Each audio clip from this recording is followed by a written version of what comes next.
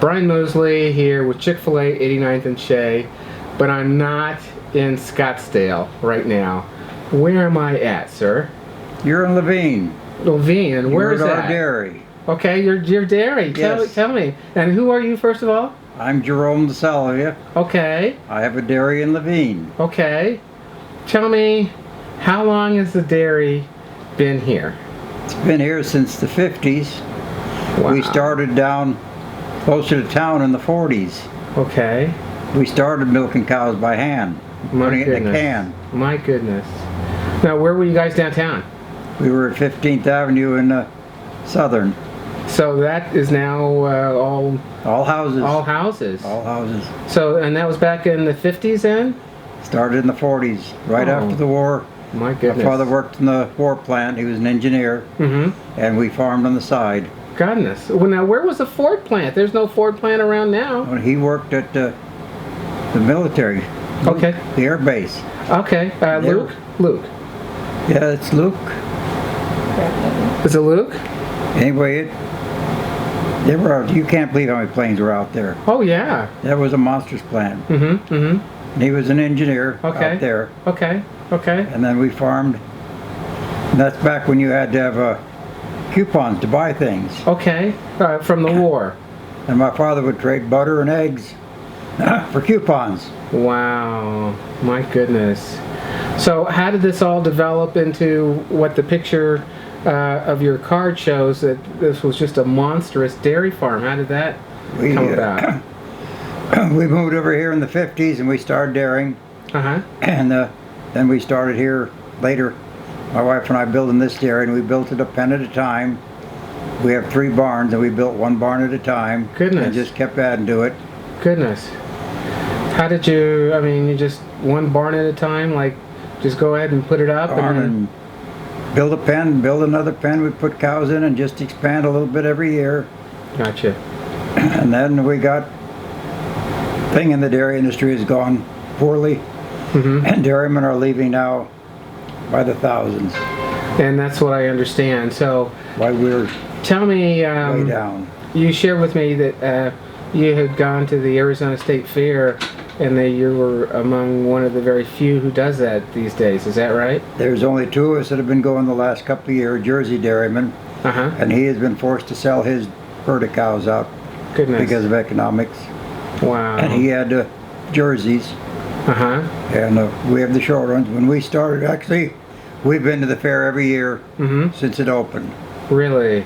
And that was back in the 40s. Well, that's got to be something to just be one of 2 dairymen in that whole event that has more than 1 million people who come through there over their time of the when they open in October. That's that's just striking. We when we first went there, remember, we were in a tent. And now we have a big barn, and we used to fill that barn with cattle. There were a lot of dairymen come with cattle. Wow. And now there aren't many dairymen left, and most of them don't even fool with breeding cattle. It's just cows. Just cows. Just cows. It's like the guy that went out that shows with us, the Jersey people. They've done it all their life. Their family have done it. Well, I'm just trying to fathom this in terms of kind of the industrialization of farming. It sounds like that you're touching on that, but just tell me, why did you become a farmer and follow in your father's footsteps? I grew up the farm. Okay. Grew up milking cows. I've enjoyed it. Okay. It was a way of life. Okay. And basically one of the things we did is we produced food. Yes. And we produced a lot. We milked a lot of cows. Yeah. Have you ever put pen to paper and to determine how many gallons you've created or consumed as a farmer? No. No? But when we were at our top, we were shipping out a load every 12 hours. We'd have a truck in the morning and a truck in the evening. Okay. A full load of milk out every morning and night. How much would that have been? 6,000 gallons to a tanker. So that'd been 12,000 gallons a day. My goodness.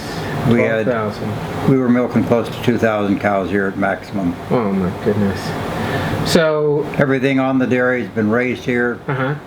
We bought cows when we first started, but there wasn't a cow on here at all that wasn't born here when we sold.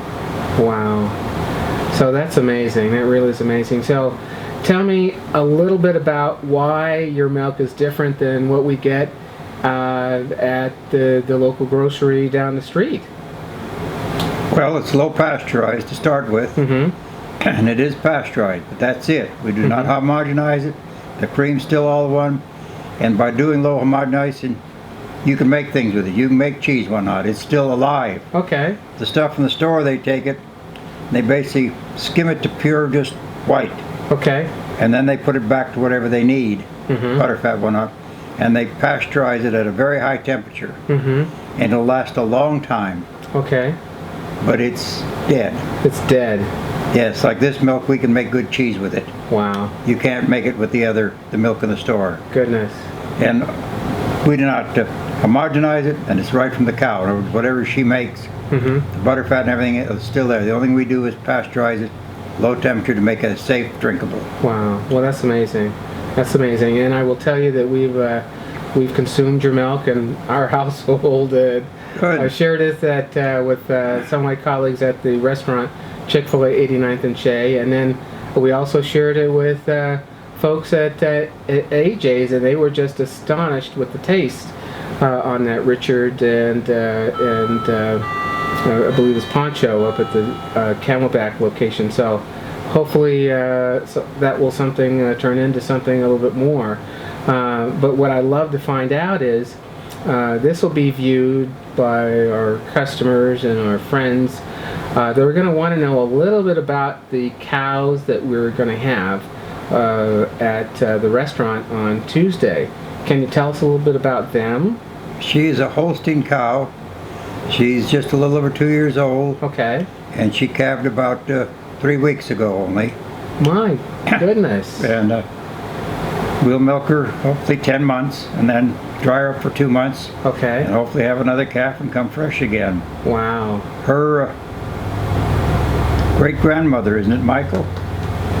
Great-grandmother is still on the dairy. She's retired here. Okay. And she weighs about 1,800 pounds. Yes. And this is a great-granddaughter of this cow. So great lineage. Yes, and she will be here with her great-grandmother as long as we're here. Wow, that's wonderful. They get to retire here. What's the name of the cow? Honey. Honey. Honey. And how did you guys come on Honey as a name? Betty. Go ahead. Betty had a daughter, and we named her Queen Bee. Okay. And so the family went with Queen Bee, must be then Honey. Oh, wow. So it was Bee. Well, that's neat. That's neat. They that time got desperate for names. Well, that's okay. That's wonderful. And then, did you say you're going to have also a calf as well, too? Are we going to bring a calf? We hope to have a calf there. Okay. Wow, that'll be fun. So, what should the kids expect? What should adults expect? What should city slickers expect when you come to our restaurant on Tuesday?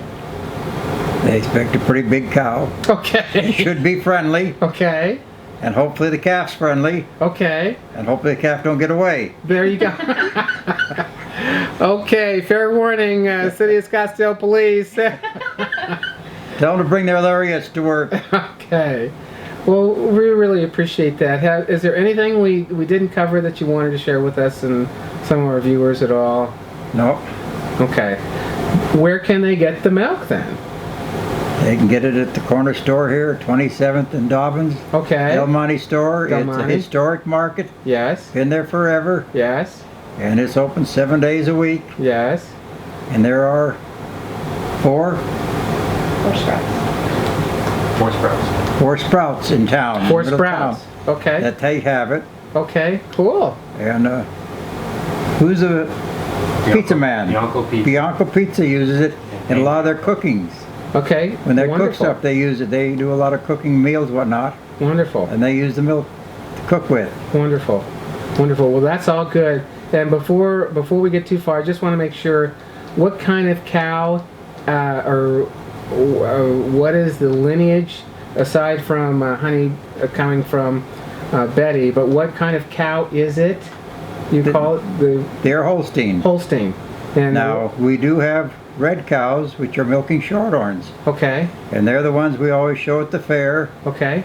And they're the herd that basically we started originally in the 40s, was with milking shorthorns. Okay, gotcha. And the cows, shorthorns here, have been on there forever. Okay. The Holsteins came in the 60s. Okay, gotcha. All right.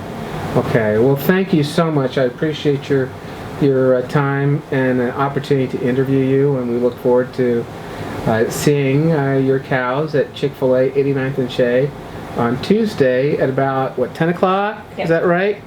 10 o'clock for about an hour and a half or so. But not to stress them for the heat.